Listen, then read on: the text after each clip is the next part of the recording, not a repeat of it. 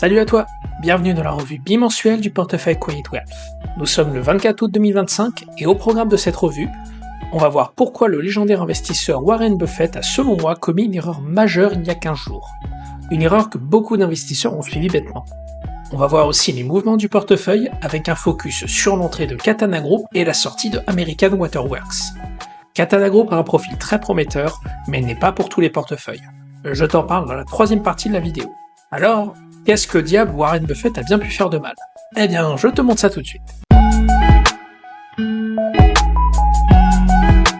Le 14 août 2025, Berkshire Hathaway, toujours présidé par Warren Buffett, a révélé avoir acheté 5 millions d'actions de l'entreprise United Health Group. Ça fait un total de 1,6 milliard de dollars investis, rien que ça.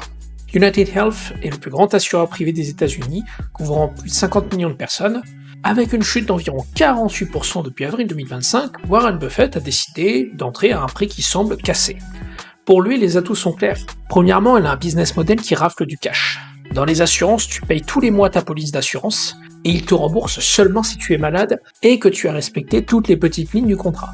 Deuxièmement, l'entreprise te paye pour l'acheter, parce qu'avec tout ce cash collecté par les assurances, qui est souvent pas redistribué aux assurés, il va dans la poche des actionnaires. Et troisièmement, il y a peu de concurrents. C'est le big boss de la place, c'est le premier aux États-Unis, et surtout il y a peu de nouveaux acteurs dans ce secteur.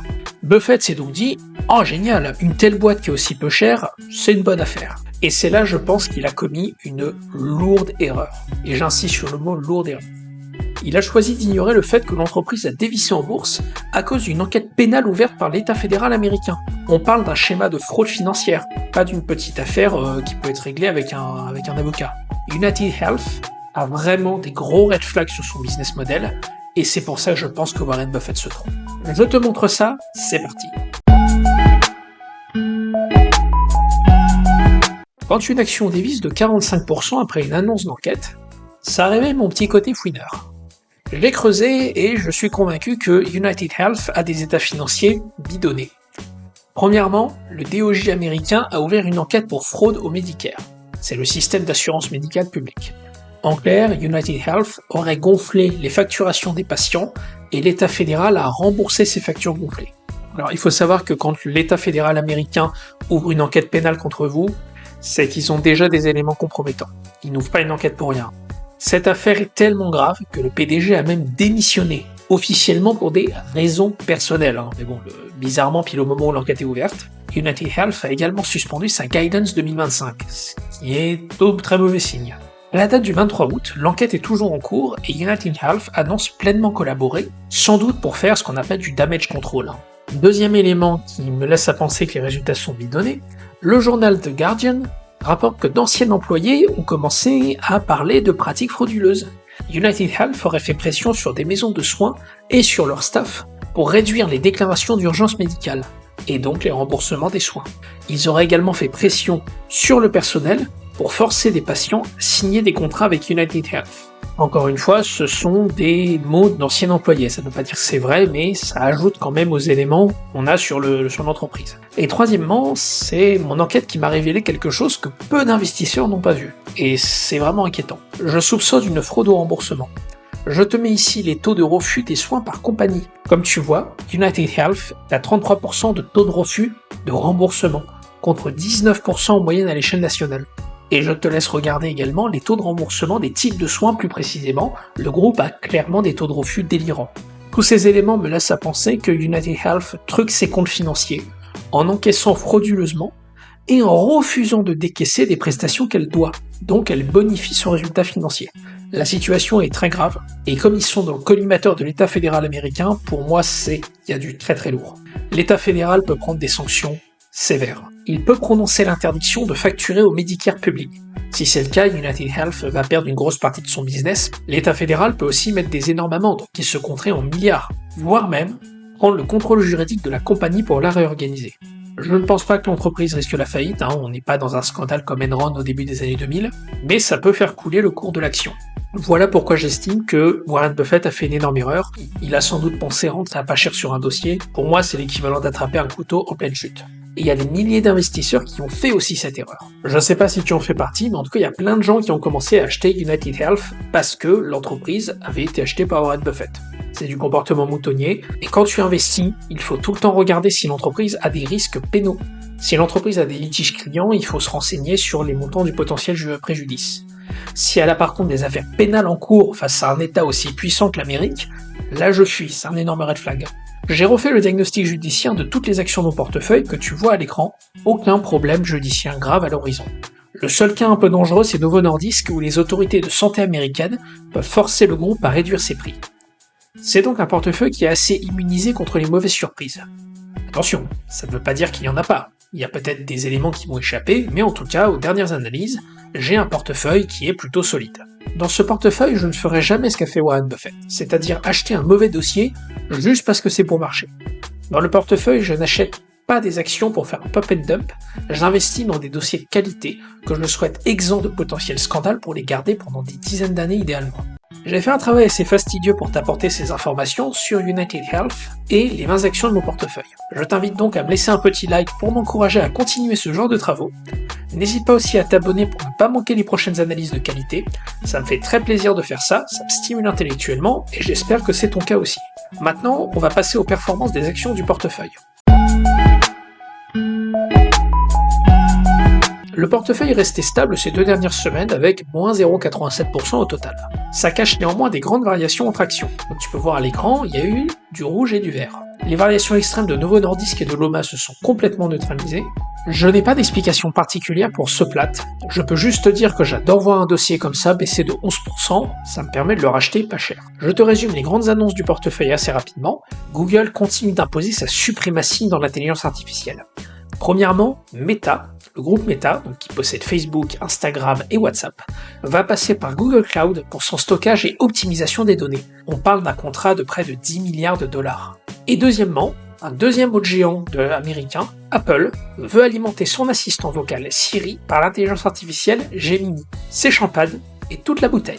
Deuxième entreprise, c'est Air Liquide qui a annoncé la signature d'un accord pour acquérir DIG Airgas, un acteur sud-coréen majeur dans les gaz industriels en Asie. On parle d'un coût d'acquisition de 2,85 milliards pour un chiffre d'affaires annuel généré par l'entreprise de 510 millions. C'est donc une acquisition qui va permettre à Air Liquide de se projeter en Asie sur les gaz industriels, qui est un secteur porteur là-bas. Troisième entreprise, c'est Altria. Altria a annoncé une hausse de dividende de 4%. L'occasion de rappeler que les addictions, si elles sont peu morales, sont diablement rentables. Altria augmente son dividende sans interruption depuis 56 ans, c'est ce qu'on appelle une dividend king.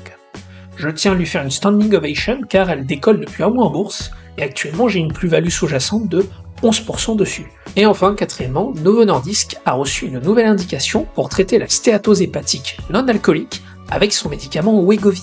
Cela a contribué à son petit rebond boursier, comme tu peux voir ici. Mais le plus important, c'est l'entrée de Katana Group dans le portefeuille. Elle entre dans la poche des paris. Et elle remplace American Waterworks. Très rapidement sur la sortie d'American Waterworks, c'est pas une entreprise décevante, elle m'a pas déçu comme l'a fait par exemple Lowe's, elle s'empêtre néanmoins dans des dépenses de capex qui tuent son free cash flow. C'était d'ailleurs la seule entreprise du portefeuille à avoir un free cash flow négatif. Après analyse minutieuse de ses perspectives futures, c'est une action qui est vraiment très mid, même pour une entreprise résiliente dont j'attendais pas grand chose. Je lui ai préféré Katana Group, et je vais te montrer tout de suite pourquoi je l'ai mis dans le portefeuille. Katana Group, c'est une micro-cap française sur laquelle je fais un pari gagnant. Elle fabrique des catamarans et des bateaux de plaisance. À première vue, elle n'est donc pas essentielle vu qu'elle repose sur un marché de loisirs. Elle vit même une année difficile car le secteur est cyclique. Des fois il y a plus de commandes, des fois il y en a moins. Et c'est justement maintenant que je pense qu'il faut rentrer sur le dossier. La valorisation de l'entreprise, elle s'est faite massacrer en bourse, alors qu'elle a des atouts exceptionnels à faire valoir. Sur le côté business model, c'est un positionnement sur les bateaux de haut standing avec des gammes comme Bali ou Yacht, qui génèrent des marges supérieures à son concurrent Beneteau. Elle a également une intégration de ses savoir-faire qui lui permet de construire des catamarans sans aide extérieure. Elle est parfaitement autonome sur ses savoirs. Elle a une trésorerie qui couvre toute la dette, et elle a de quoi payer les intérêts plus de 20 fois avec ses profits. C'est donc une très bonne santé pour une microcapitalisation. Souvent, ces petites entreprises ont des santé financières qui sont un peu bancales. Elle, c'est pas son cas. Attention, néanmoins, quelques points noirs. Le délai de rotation des stocks est très élevé. En clair, les produits construits s'écoulent moins vite, c'est-à-dire qu'ils ont des catamarans en stock qu'ils n'ont toujours pas vendus, et ça indique un potentiel ralentissement de l'activité. Et deuxième point, ce serait des potentielles réglementations anti-riches en France. C'est donc un pari que je prends, celui du retour à la croissance structurelle des ventes dans les années qui viennent. Et Katana Group a déjà préparé ce scénario avec des nouveautés stratégiques. Premièrement, un modèle de la gamme Bali 5.2 qui veut naviguer dans les traces du Bali 5.8, le plus gros succès commercial du groupe. Un nouveau catamaran de la gamme Katana qui a déjà reçu beaucoup de commandes alors qu'il n'est encore que sur plan, la production n'a toujours pas été lancée. Et surtout, le lancement d'un nouveau type de bateau avec la marque City, où l'objectif c'est de conquérir un nouveau marché, celui de l'habitat flottant. L'habitat flottant, c'est un petit marché avec deux segments. Le flottant pour particuliers, en clair vivre sur sa péniche, et le flottant commercial pour des hôtels-restaurants. Le groupe est assez confiant sur sa stratégie, il a même ouvert une usine de production à Aveiro, au Portugal. Un autre indicateur rassurant sur cette stratégie, le management achète régulièrement des actions de l'entreprise, ce qui est un signe positif. Le management, quand il y croit dur comme fer, et qui se met skin in the game, c'est clairement un signe. Les managers n'achètent pas les entreprises dans lesquelles ils ne croient pas. Vous l'avez compris, ce n'est pas une entreprise qui a un moat absolument imbattable comme GTT, ou une entreprise qui est basée sur une addiction ou un besoin fondamental. Elle a de grandes qualités intrinsèques, et surtout elle est bien positionnée sur un secteur qui va selon moi rebondir de plus belle. Je le mets donc dans la poche des paris, avec Pazone et Loma. Très rapidement sur le point des dividendes, on est à 207 € depuis le début du programme. Et j'ai les dates des prochains paiements des dividendes en septembre. Ça va être une jolie pluie de cash dans la prochaine semaine. Comme tu peux voir à l'écran, c'est principalement d'ailleurs les entreprises du secteur énergétique et des cigarettes qui vont me régaler. Voilà, c'est la fin de cette vidéo, et je te propose de retenir deux choses. Premièrement, toujours faire un travail de recherche sur les enquêtes judiciaires d'une entreprise avant d'investir. Dans le cas de United Health, il y avait déjà des éléments un peu suspicieux qui, moi, m'auraient découragé d'investir dedans. Et le deuxième point, le plus important, c'est de ne pas suivre un gourou.